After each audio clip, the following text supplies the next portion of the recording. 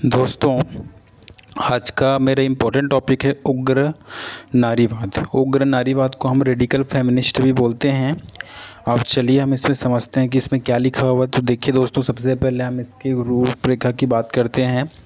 तो इसमें सबसे पहले हम अवधारणा लिखेंगे, फिर हम लिखेंगे उग्र नारीवाद का सिद्धांत लिखेंगे, फिर उग्र नारीवाद के प्रभाव क्या पड़ते हैं, उग्र नारीवाद के गुण क्या हैं, उग्र नारीवाद के दोष क्या हैं, और अंत में हम निष्कर्ष निकालेंगे, कंक्लूज़न, और अंतिम में संदर्भित ग्रंथ लिखेंगे कि हमने किस बुक से इसका रेफरेंस लिया हुआ है। तो चलिए स्टार्ट करते हैं। दोस्तों, याद रखिए कि जो उग्र नारीवाद है ये 1900 ये प्रस्तावना बता रहा हूँ ना, 1960 के दशक में यूरोप में क्रांतिकारी नारीवाद का जन्म होता है। यह नया नारीवाद केवल कानूनी मान्यता नहीं चाहता और न यह वर्ग के मुद्दे को उठाता है। उसका यह कहना है कि स्त्रियों का दमन जैविकीय आधार पर किया जाता है। स्त्रियों की जननेंद्रियां पुरुषों से भिन्न हैं और यही उसकी कमजोरी है। वे इससे मुक्ति चाहती हैं। उनके ऊपर प्रजनन एवं मातृत्व का बोझ होता है और इसी के कारण आदमी उनका शोषण करता है। आज जो परिवार नियोजन के साधन उपलब्ध हैं, इसके द्वारा अब स्त्रियों में गर्भ धारण करना उनके हाथ की बात हो गई है। यह भी नारीवाद का एक पहलू है। ठीक है, तो ये सारी चीज़ें आपको मैंने बताया। इसके अलावा मैंने दोस्तों एक चीज़ और बताना चाहता हूँ कि रेडिकल जो नारीवाद मानते हैं कि इतिहास में हमेशा पुरुषों ने स्त्रियों का शोषण किया है ना। रेडिकल नारीवादी मानते हैं कि इतिहास में हमेशा पुरुषों ने स्त्रियों का शोषण किया है। पुरुषों ने स्त्रियों पर अपना आधिपत्य जमाकर कई लाभ लिए हैं। स्त्रियां न केवल पुरुषों के बराबर हैं पर वे उनसे ऊपर भी हैं। आग्रह यह है कि पितृसत्तात्मक व्यवस्था को हटाकर, ये जो पितृसत्तात्मक व्यवस्था इसको हटाकर मातृसत्तात्मक व्यवस्था को स्थापित करना चाहिए। ओके दोस्तों, तो चलिए मैं इसको आगे आपके सामने और पेश करता हूँ। इसके बाद मैं कुछ आपको परिभाषा बता रहा हूँ।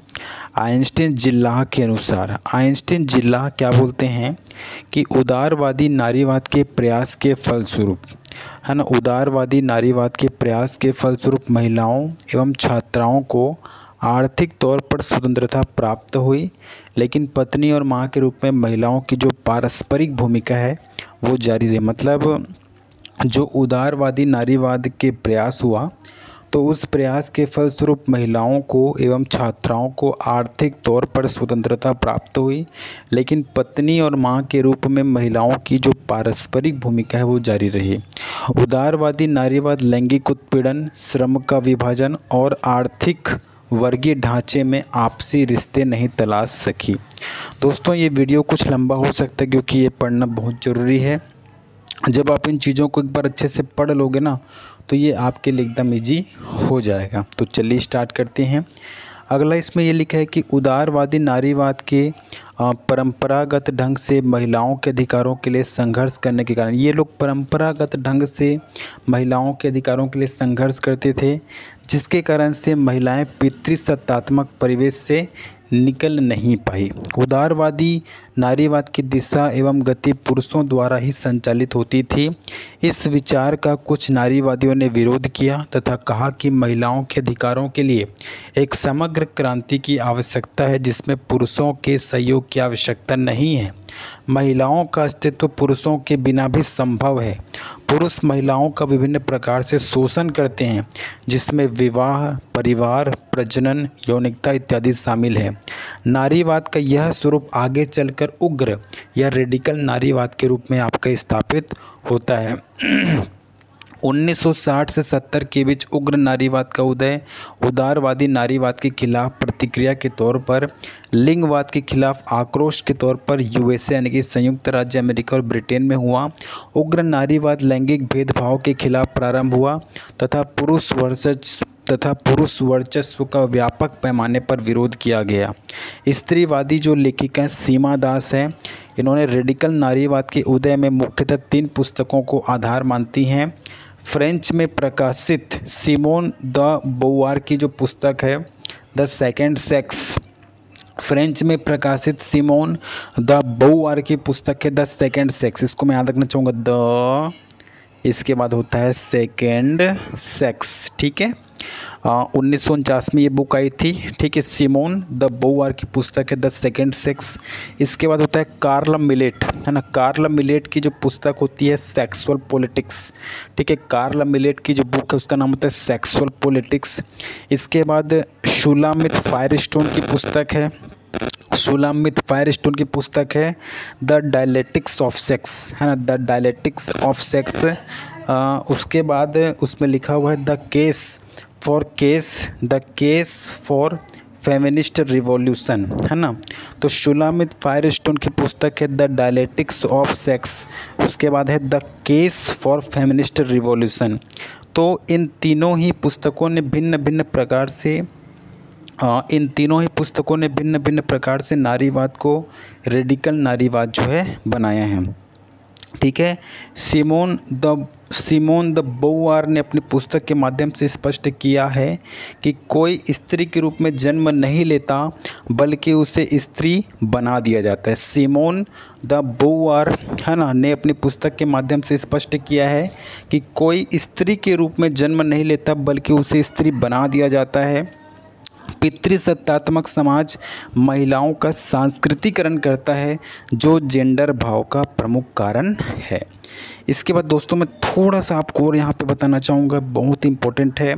जो होंठ, नाखून और कपोलों को रंग और मसालों से पोतना, जो होंठ है, नाखून और कपोलों को रंग तथा मसालों से पोतना, लंबे नाखून रखना, इठलाते हुए चलना, वो श्रृंखल ढंग से बातचीत करना, इस आंदोलन से सहमत नारियों के लिए निषिद्ध है। इस आंदोलन से सहमत का मतलब जो रेडिकल, जो फेमिनिस्ट है, यानी कि उग्र नारीवाद के जो नारी हैं उनके लिए निषिद्ध है।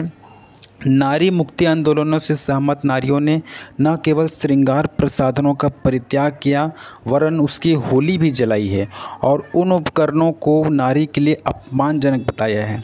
नर और नारी की समान पोशाक का जहाँ प्रचलन हुआ है, नर और नारी की समान पोशाक का जहाँ प्रचलन हुआ है वहाँ निःसंदेह कामुकता की दृष्टि और प्रवृत्ति को भारी आघात लगा। बहुत इंपॉर्टेंट दोस्तों, नर और नारी की समान पोशाक का जहाँ प्रचलन हुआ है वहाँ निःसंदेह कामुकता की दृष्टि और प्रवृत्ति को भारी आघात जो है लगा है।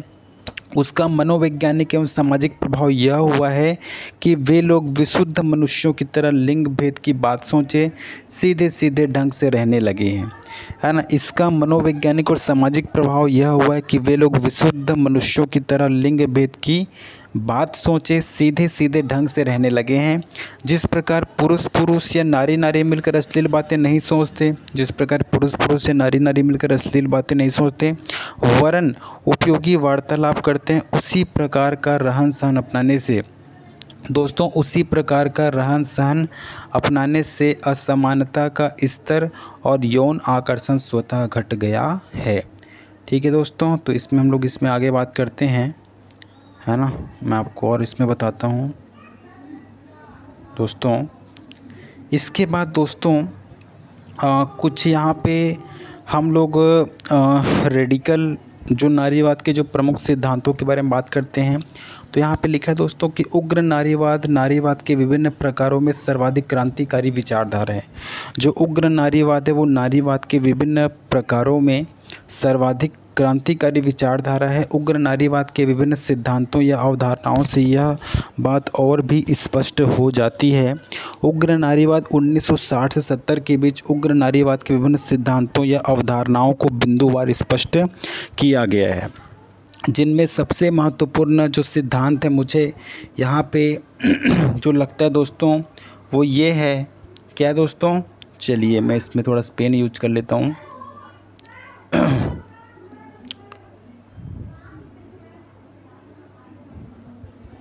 दोस्तों 1 मिनट, इसमें जो पेन है वो गायब हो चुका है, पेन इसमें गायब हो चुका है दोस्तों। ब्रश आ चुका है दोस्तों, ब्रश जो है दोस्तों तो उग्र नारीवाद के जो सिद्धांतों के बारे में बात कर रहे हैं तो पहला सिद्धांत होता है शरीर जीव विज्ञानी समस्या की जड़ है। शरीर जीव विज्ञानी समस्या की जड़ है। तो रेडिकल नारीवादी कहते हैं कि महिलाओं का जीव विज्ञान ही उनकी अधीनता की जड़ है। गर्भधारण, बाल जन्म, बच्चों के लालन पालन की समस्याओं के कारण महिलाएं पुरुषों पर निर्भर होती हैं, जिसका फ़ायदा उठाकर पुरुष ने एक सार्वभौम ढांचे का निर्माण कर लिया है। ये बहुत इंपॉर्टेंट है दोस्तों कि शरीर जीव विज्ञानी समस्या की जड़ है। रेडिकल नारीवाद कहते हैं कि महिलाओं का जीव विज्ञान ही उसकी अधीनता की जड़ है। गर्भधारण, बाल जन्म, बच्चों के लालन पालन की समस्याओं के कारण महिलाएं पुरुषों पर निर्भर होती हैं, जिसका फ़ायदा उठाकर पुरुष ने एक सार्वभौम ढांचे का निर्माण कर लिया है। दूसरा इसमें लिखा हुआ है कि प्रजनन में स्त्री की भूमिका की समाप्ति। प्रजनन में स्त्री की भूमिका की समाप्ति। शूलामित फायरस्टोन प्रजनन में स्त्रियों की भूमिका को पूर्ण रूप से समाप्त कर देने पर बल देती हैं। जो शूलामित फायरस्टोन है, इन्होंने प्रजनन में स्त्रियों की भूमिका को पूर्ण रूप से समाप्त कर देने पर बल देती हैं। प्रजनन में स्त्रियों के स्थान पर ग्लास की डिशों के माध्यम से गर्भधारण तथा ग्लास के गर्भाशय में ही उन्हें पूरी तरह सुरक्षित भी रखा जा सकता है। इसके बाद तीसरा है संतानों की देखभाल सभी वयस्कों के द्वारा। संतानों की जो देखभाल है सभी वयस्कों के द्वारा। तो फायरस्टोन के अनुसार ढीले ढाले पारिवारिक संरचनाओं का निर्माण किया जाना चाहिए, जहां बालिगों के समूह और उसकी संतानें साथ मिलकर रहा करेंगे जहां बालिगों के समूह और उनकी संतानें साथ मिलकर रहा करेंगी और जहां बच्चे सभी वयस्कों की सामूहिक जिम्मेदारी होंगे। तो संतानों की देखभाल सभी वयस्कों के द्वारा। तो फायरस्टोन के अनुसार ढीले ढाले पारिवारिक संरचनाओं का निर्माण किया जाना चाहिए, जहां बालिगों के समूह और उनकी संतानें साथ मिलकर रहा करेंगी और जहां बच्चे सभी वयस्कों की सामूहिक जिम्मेदारी होंगे। इसके बाद दोस्तों अगला इसमें लिखा हुआ है पितृसत्ता का अंत। रेडिकल नारीवादी कहते हैं कि स्त्री उत्पीड़न के मूल में है ना, स्त्री उत्पीड़न के मूल में पितृसत्तात्मक समाज है। रेडिकल नारीवादी कहते हैं कि स्त्री उत्पीड़न के मूल में पितृसत्तात्मक समाज है। जब तक पितृसत्तात्मक समाज का अंत नहीं किया जाता, जब तक पितृसत्तात्मक समाज का अंत नहीं किया जाता, स्त्रियों को शोषण और उत्पीड़न से मुक्ति नहीं मिल सकती। तो यानी कि पितृसत्ता का अंत करना पड़ेगा। इसके दोस्तों जो अगला जो पॉइंट है उसमें ये लिखा हुआ है पुरुषों पर आश्रित न होना, है ना, पुरुषों पर आश्रित न होना। रेडिकल नारीवादी पुरुष संस्कृति को चुनौती देती है तथा महिलाओं को स्वतंत्र होने पर बल दिया जाता है। महिलाओं को अधिक से अधिक आत्मनिर्भर होना चाहिए तथा किसी भी रूप में पुरुषों पर आश्रित नहीं होना चाहिए। यहाँ तक कि यौन आवश्यकताओं के लिए भी पुरुषों पर आश्रित होने की आवश्यकता से इनकार किया गया, यानी कि पुरुषों पर आश्रित ना होना। इसके बाद जो छठवां नंबर का दोस्तों वो है यौन गुलामी का शिकार। यौन गुलामी का शिकार ये क्या है? तो रेडिकल नारीवाद मानता है कि पितृसत्ता में स्त्रियां जबरन थोपे गए मातृत्व और यौन गुलामी का शिकार होती हैं। महिलाओं को गर्भ निरोधकों की जानकारी नहीं दी जाती, गर्भपात को नियंत्रित किया जाता है, यौन संबंध बनाने के लिए निरंतर जो है दबाव यहाँ पर बनाया जाता है। इसके अलावा भी बहुत सारा है, जैसे यहाँ पे लिखा है दोस्तों वासना पूर्ति का माध्यम, है ना, वासना पूर्ति का माध्यम। तो रेडिकल नारीवादी कहते हैं कि यदि मातृत्व के आंशिक अपवाद को छोड़ दें तो महिलाएं पुरुषों की वासना पूर्ति का महज माध्यम होती है। जो महिलाएं होती हैं पुरुषों की वासना पूर्ति का महज माध्यम होती है। यदि हम मातृत्व के आंशिक अपवाद को छोड़ दें तो महिलाएं पुरुषों की वासना पूर्ति का महज माध्यम होती है। कोई महिला अगर युवा है तो वह जो कुछ भी करे उसे यौन अर्थों में ही परिभाषित किया जाता है। कोई महिला अगर युवा है तो वह जो कुछ भी करे उसे यौन अर्थों में ही परिभाषित किया जाता है। उसे तभी छुट्टी मिल सकती है जब वह बूढ़ी हो जाए या वांछनीय न रह जाए, वह फिर अदृश्यता के मोह में डूबती जाती है। इसके अलावा और भी है दोस्तों, जैसे कि यहाँ पे कुछ है, जैसे कि मैं बता देता हूँ। यौन नियंत्रण हासिल करना, पुरुषों के द्वारा महिलाओं पर यौन नियंत्रण हासिल करने का प्रयास जो है किया जाता है ना, पुरुषों के द्वारा महिलाओं पर यौन नियंत्रण हासिल करने का प्रयास किया जाता है। रेडिकल नारीवादी कहते हैं कि भले ही महिलाएं इस बात को पहचाने या न पहचाने, वे मर्दों की यौन गुलाम होती हैं, लिहाजा मर्दों के साथ महिलाओं का यौन संबंध बलात्कार का ही हो सकता है। इसके अलावा यौन भय उत्पन्न करना, ये भी 10वां नंबर का है, ठीक है। और यहाँ पे लिखा है कि विवाह जो है, शादी जो है वो यौन गुलामी का स्रोत है। तो यौन भय उत्पन्न करना, तो सुसान ग्रिफिथ के अनुसार कानून की निगाह से देखा जाए तो बलात्कार को शारीरिक अपराध के पहलू के रूप में समझा जाता है ना। तो इस तरीके से ये लिखा है दोस्तों।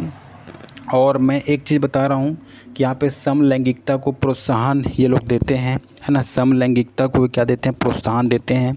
इसको मैं एक बार आपको पढ़ के बता देता हूँ कि रेडिकल नारीवादी मानते हैं कि विवाह विषम यौनिकता को क्या करता है, प्रस्तुत करता है तथा महिलाओं को एक दूसरे से बांट देता है। विषम यौनिकता अपने आप में महिलाओं के प्रति उत्पीड़नकारी होता है। पितृसत्ता विषम यौनिकता को सांस्कृतिक नियम का रूप प्रदान करती है जो समलैंगिक महिलाओं को उनके अधिकार से वंचित करता है तथा उन्हें बीमार, अस्वाभाविक तथा अपराधी के रूप में चिन्हित करता है। और यहाँ पे दोस्तों विवाह यौन गुलामी का स्रोत है, ठीक है ना। तो इस तरीके से यह है अश्लील साहित्य का विरोध। इसके अलावा बहुत सारे हैं, तो मैं आपको यहाँ पे सीधा शॉर्टकट बताता हूँ। उग्र नारीवाद का प्रभाव यहाँ पर क्या पड़ा है, तो उग्र नारीवाद का प्रभाव ये पड़ा है कि समलैंगिक विवाह को मान्यता मिल चुकी है, पुरुष गर्भ निरोधकों का विकास हो चुका है, कृत्रिम गर्भाशयों का विकास हो चुका है, टेस्ट ट्यूब बेबी का विकास हो चुका है, अविवाहित जीवन और महिलाओं में प्रजनन क्षमता की खोज, ठीक है जी। इसके अलावा दोस्तों यदि हम बात करें उग्र नारीवाद के गुण, उग्र नारीवाद के कौन कौन से गुण हैं, यदि हम इसके बात करते हैं तो उग्र नारीवाद जो होता है वो स्त्रियों को शारीरिक एवं मानसिक रूप से आत्मनिर्भर होने पर बल देते हैं। जो उग्र नारीवाद होता है वो स्त्रियों को आत्मनिर्भर होने पर बल देते हैं, शारीरिक एवं मानसिक रूप से आत्मनिर्भर होने पर बल देते हैं। दूसरा, यह किसी भी प्रकार से पुरुषों पर आश्रितता का विरोध करती है। इसके अलावा किसी भी प्रकार से पुरुषों पर आश्रितता का विरोध करती है। तीसरा होता है पितृसत्ता का पूर्णतः विरोध किया जाता है जो कि वर्तमान में शोषण की जड़ है। तो पितृसत्ता का विरोध किसी भी प्रकार की सामाजिक कुरीति जैसे कि पर्दा प्रथा, विधवा प्रथा, बुर्का प्रथा, सती प्रथा इत्यादि का पूर्णतः विरोध करती है।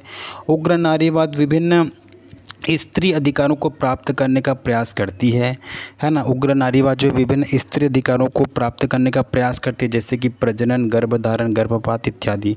इसके अलावा उग्र नारीवाद के दोषों के बारे में बात करें तो ये पितृसत्ता के उद्गम और समाप्ति का उल्लेख नहीं है। पितृसत्ता के उद्गम और समाप्ति को उल्लेख ने शरीर नियंत्रण पर इन्होंने अधिक जोर जो है दिया हुआ है।